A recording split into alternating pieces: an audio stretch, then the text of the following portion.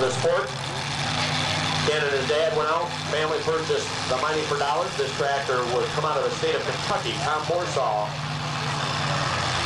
owned it. It was called the Groundhog and been campaigning it very, very strongly ever since.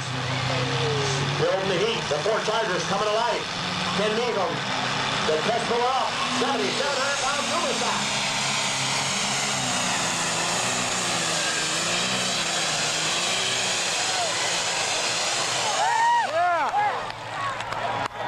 Sled. Waiting on the green flag to fly as the sled is ready.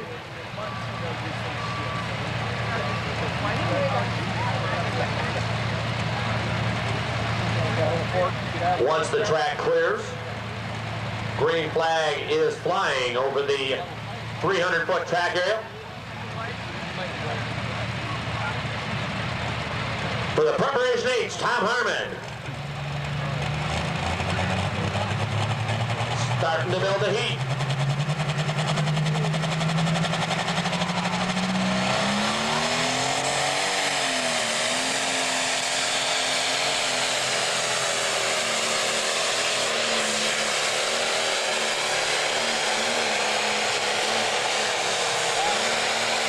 And Tom's going to run in at 280.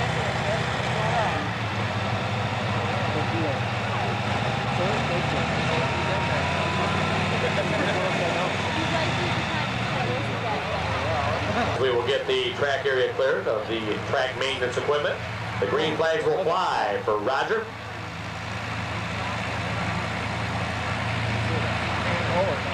The Storm, Massey about to come to life. Perkins Power.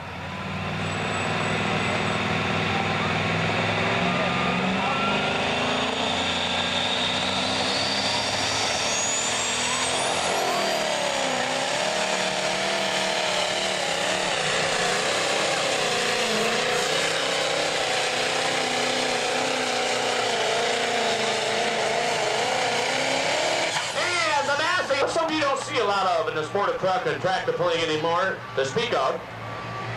And one of the reasons for that is that the Allis-Chalmers D21s, once the tractors started developing more horsepower, now we're seeing horsepower in this class being built anywhere from 10 to 25 times the horsepower that they were when they were factory stock new. I'll give an example of it here in a little bit. Allis-Chalmers, the 426 cubic inch blocks, they had an awful rough time with turbo boost blowing the blocks apart, pure and simple. Seemed like the Allises, if they got up around 230 pounds of turbo boost, the blocks let go and they actually lifted the blocks. They separated the engine blocks. I've seen it happen several times. So you don't see many of them around anymore. Not that they weren't in their heyday one of the top running supers in the country. The Allises made a lot of horsepower back in the days of the 2 and 3 Charger setups. But now in the Superstock division, you are starting to see 3 and 4 Chargers. You don't see many 1s and 2s anymore. This next tractor coming up, also a consistent tractor. Out of Ann Arbor, Michigan, the two-brother team, the Dybleys. Mike doing the driving here tonight. Scott was on it the other night. The Allis-Chalmers D21 3-Charger set up, the Pumpkin Gone Mad, making upwards of about 1,500 horsepower. Dybley Equipment sponsor machine, and Agco Alice dealership down in Ann Arbor. Mike Dybley.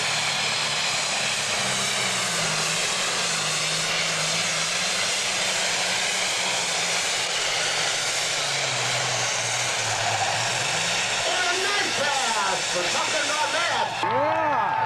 Yeah. Well, I think. No, I better not say this yet. I was going to say we're almost to the total international parade from here on out, but I know better. There's a John Deere or two sitting down there in the staging area. Matter of fact, there's 2 of them out there. So coming up next, one half of the Fry Heisha pulling team out of Ann Arbor. Dale Fry doing the driving here tonight. The International 1086 out of Ann Arbor. Stock block 3-Charger setup on this smoker tractor. Dale and Brian Heisha both take turns campaigning this super stock tractor. Both very, very able and capable drivers in the process of truck and tractor pulling. They do a good job. This is one that I was talking about is consistent. Not necessarily in the winner circle, but they are there night after night after night in the top 5 or so in the super stock division. So consistent will pay off for these guys in the end. here in the 1998 season. Dale Fry starting to build heat. RPM slowly starting to come up.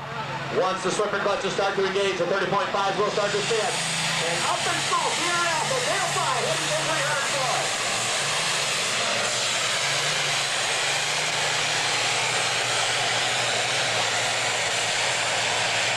And he's going to be right there. Now I'm going to tell you, there aren't too many people that would have hung in there like this team has out of Brooklyn, Michigan the last, I'm going to say 4 years. They have worked and worked and worked and worked some more to keep this tractor on the pulling track. It just seemed like Ron Fry and the German Deere could never get the right foot in front of the left to get himself down the track area, except for this year. Now, he's not been into the winner's circle, but boy, he is getting it down the track. And that is a positive in itself for the team out of Brooklyn, the German Deere. Ron and Eric are working very hard at campaigning this super stock tractor, the John Deere 4240 body machine, 3-charger setup, 466 cubic inch block, making upwards of 1,500 horsepower. As I say, they aren't winning, but they are not breaking, and that is a positive in itself for the team out of Brooklyn, Ron and Erica Fry. Ron, a factory worker by trade for Ford in the Ann Arbor area, starting to build a heat. The 3-chargers coming to life. Ron Fry, the German Deere.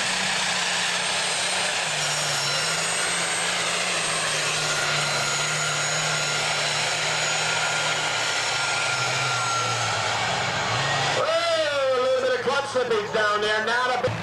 We're seeing a lot of new tractors out there now. The super stock division, we're seeing a lot of movement towards the alcohol burning super stocks. Now, we don't have any here tonight.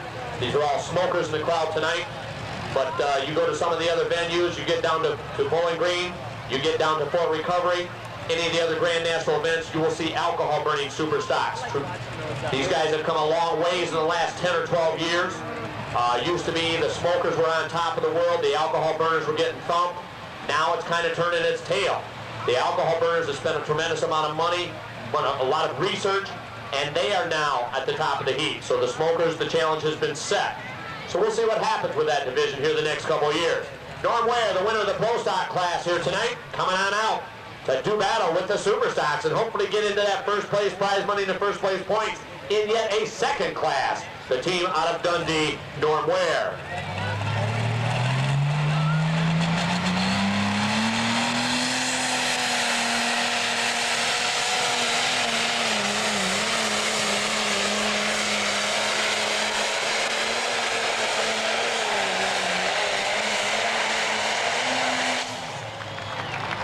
Ground up at Door, which is just in the south of the Grand Rapids area.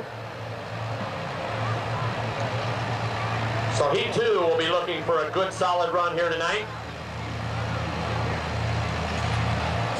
that will show him his hard work has paid off for the 1998 campaign. A lot of these guys, especially Jim, I know they had a lot of hay down. They needed to get it put up before the weather changed on them.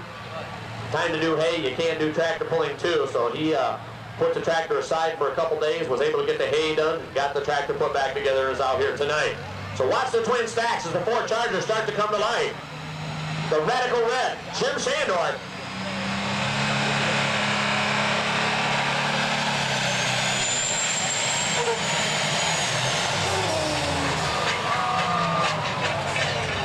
Well, evidently, he's got some more problems than what he thought he had there. But there again, there's the process. We talked about it earlier on tonight. You have to hook them to the sled to see what's going to happen. You just don't run them up and down the road like your local mechanic would do.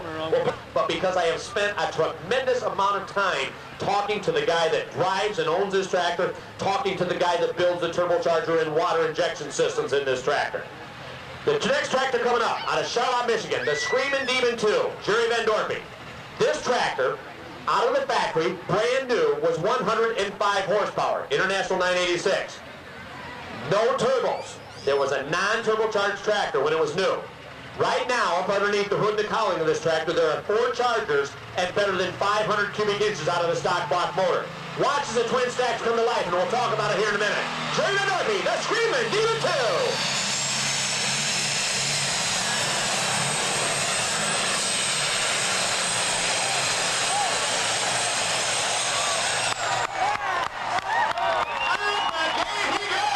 This is the last Pro Stocker. I told you a little bit ago, there are two basic differences between the Pro Stock division and the Super Stocks. One is visual, one is not. The visual is the rear tires. Pro Stock tractors are limited to 24.5-inch tires. The Super Stocks have 30.5s on the back. The non-visual. Pro Stock tractors are limited to one very, very large turbocharger. The Super Stocks are limited, there's no limit. Actually, they will have 2, 3, and 4 chargers on them. So those are your two basic differences. They look the same, with the exception of the rear tires, if you look at them real close. So Ed Clark, the Red Hot International out of Ida, coming up for his pass here at the 7,700-pound Super Stock class. We got two of them out the gate so far, both of them red. Ken Measles, the Mighty for Dollars, and Jerry Van Dorpy screaming Demon 2.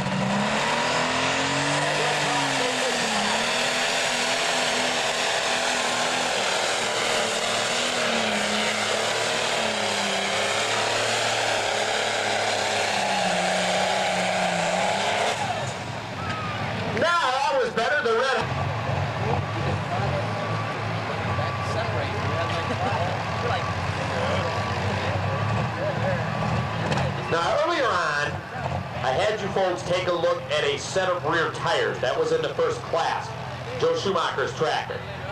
What I was having you look at that time was what we call a single cut tire. Okay, single cut. And basically all they've done is they've taken a 30.5-inch tire, shaved the bars down to 1/8 of an inch. That's all the taller they are, 1/8 of an inch. Now tractors in competition, I can't see John's right now, and I can't remember whether he's got singles or doubles. He's got singles on it also.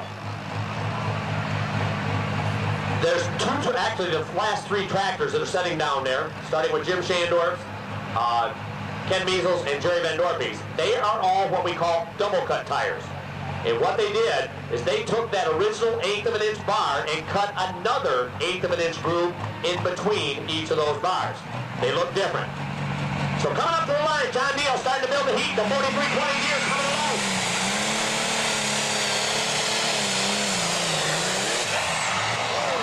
Whoa! And that's going to be scoring a disqualification, ladies and gentlemen. He dropped weight on the track under green flag conditions. So a tough break for John Neal, the Jim going to try over there just a little bit left of center. Now he come out, started hammering the International 3688, got underneath the Chargers.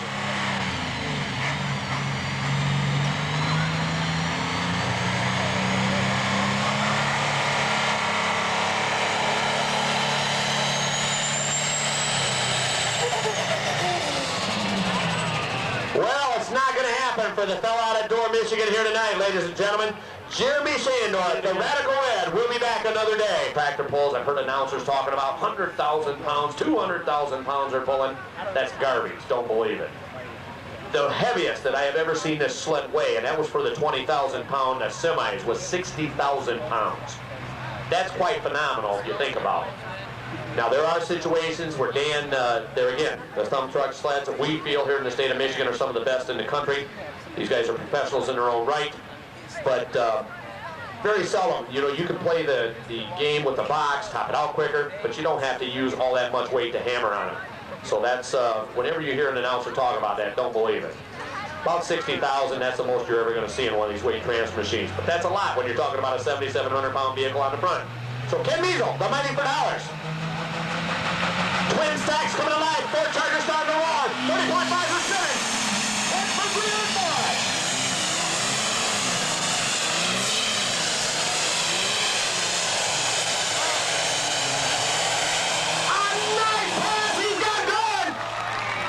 Right-hand side, we saw them left, we saw them right, we saw them dead down the center here, and hopefully propel himself into the winner's circle tonight.